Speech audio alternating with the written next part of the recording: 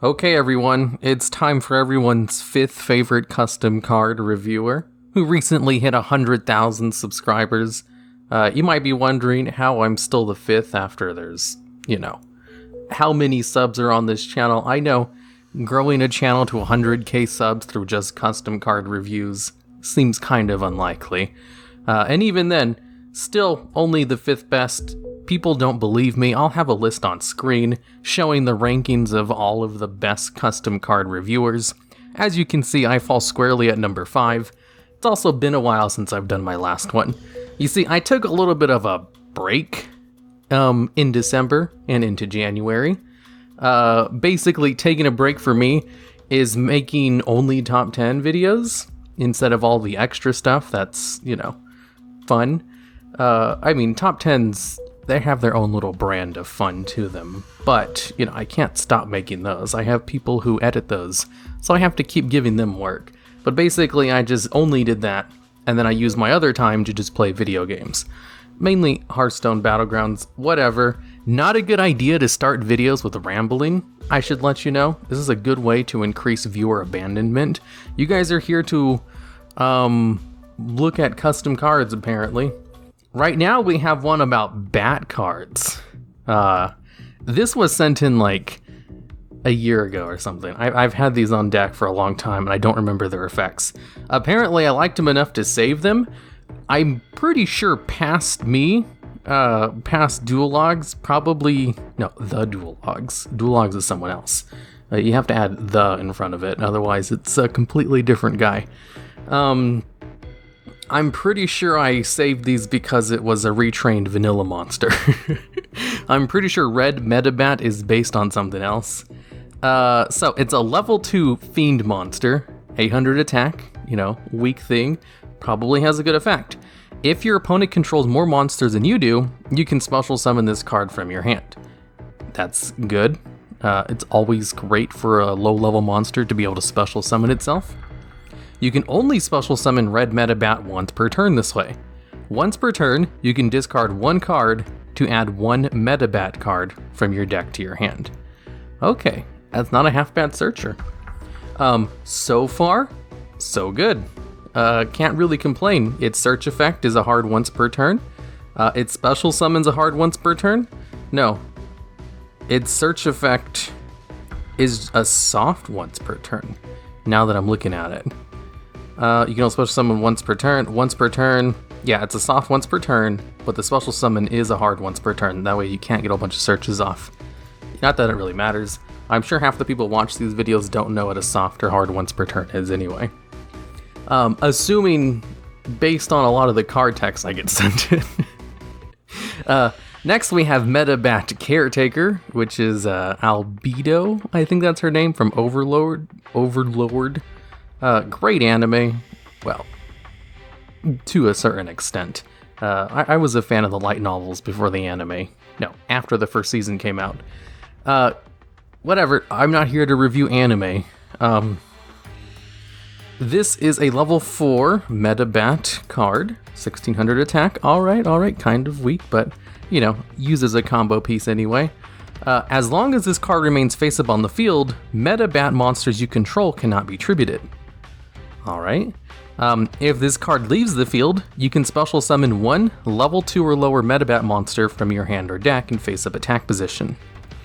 Okay, if this card leaves the field, you can special summon a level 2 or lower monster from your hand or deck, face-up attack position.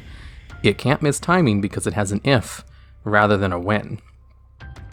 It is an optional effect though, so you can choose not to do it. And I'm looking at this, it doesn't seem like there's a once per turn on this. That's potentially really strong, especially since the level 2 or lower Medabat can search this card at.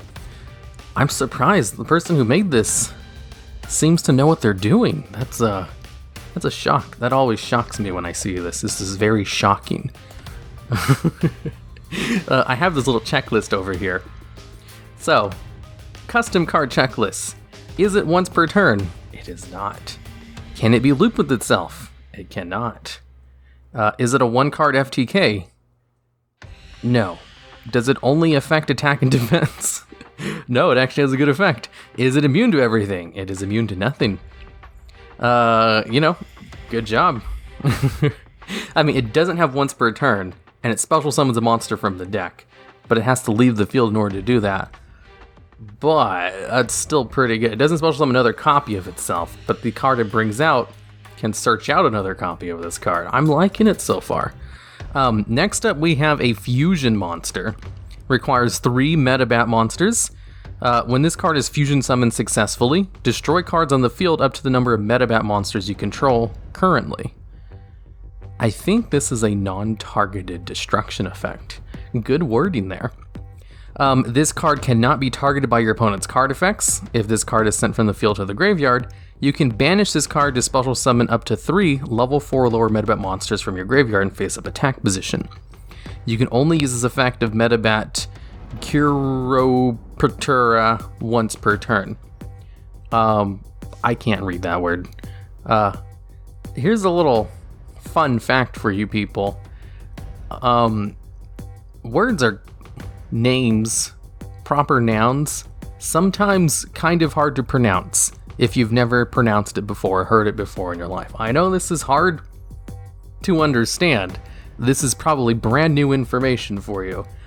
But if I've never seen the word before and it's a proper name, I'm probably not going to pronounce it correctly on my first attempt.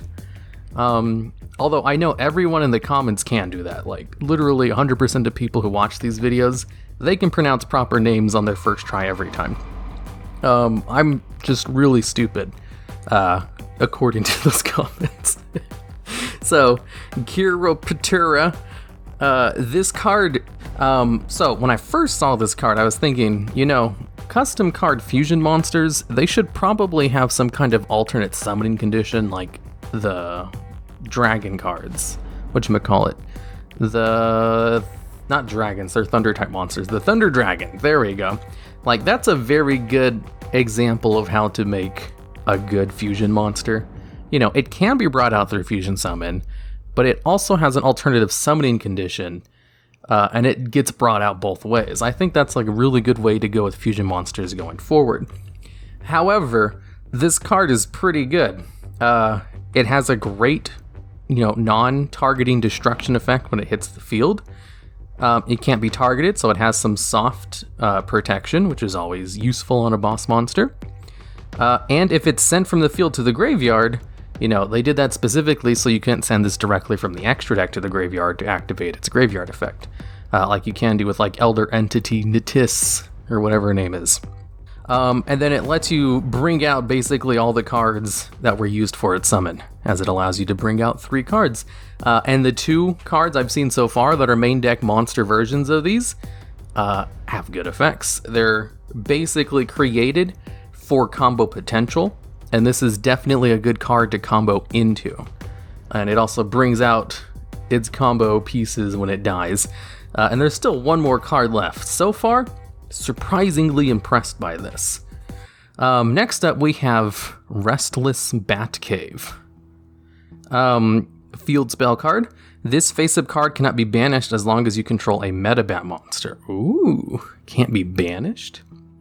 That means no Space Cyclone or whatever that card is. Galaxy Cyclone. They're all a whole bunch of cyclones and lots of space cards that have to deal with destroying speller traps.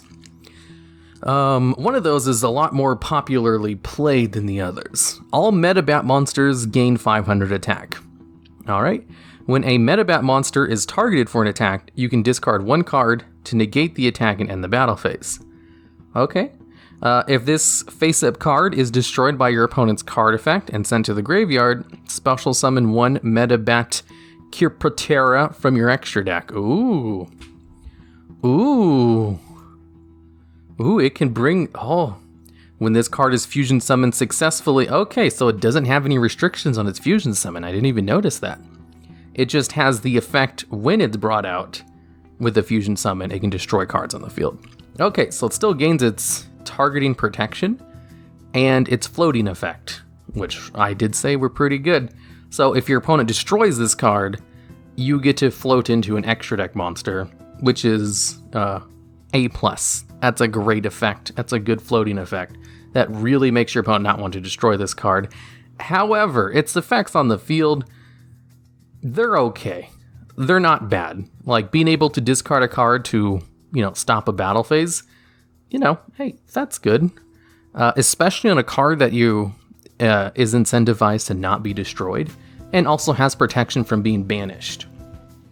So, your opponent won't be able to attack won't be able to attack you unless they destroy this card, which will bring out the boss monster from the extra deck. Now that I'm talking about all this is all kind of looping back into each other and making a lot more sense. Basically, the only good effect this card has, though, I don't know. It seems balanced.